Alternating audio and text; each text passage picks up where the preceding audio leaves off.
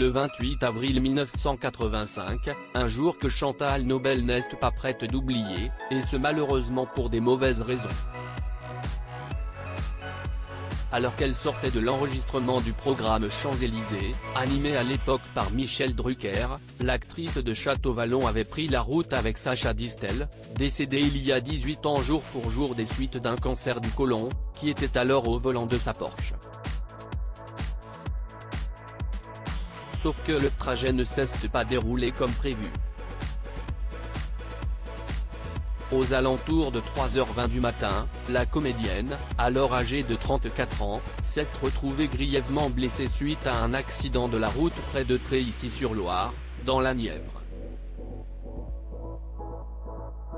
Elle a passé près de 40 jours dans le coma après ce terrible incident, avant d'entamer une longue rééducation après son réveil. Malheureusement, elle est handicapée à vie depuis ce drame. De son côté, Sacha Distel n'aura subi que de très légères blessures. En revanche, il aura écopé d'1 an de prison avec sursis pour blessure involontaire. Handicapée à 80% profondément meurtrie par cet événement, Chantal Nobel a choisi de se retirer totalement de la vie publique depuis. Fini les plateaux de séries télévisées. La fiction Château-Vallon n'aura jamais de suite.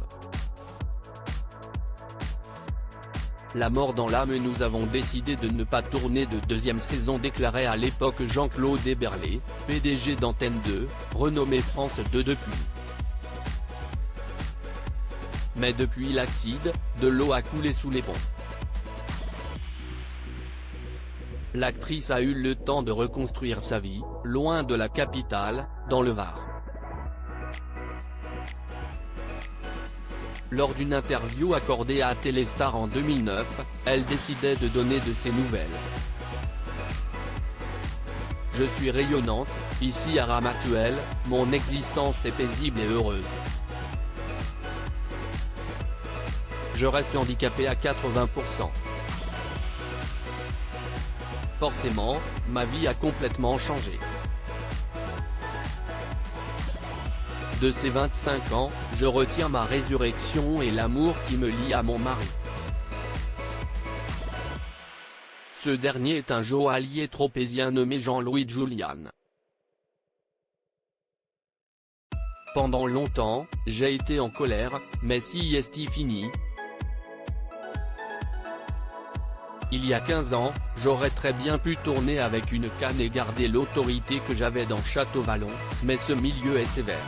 Ça ne m'empêche pas d'être heureuse, avait-elle ajouté. Un drame, qui a certes bousculé sa vie, mais qui appartient désormais au passé.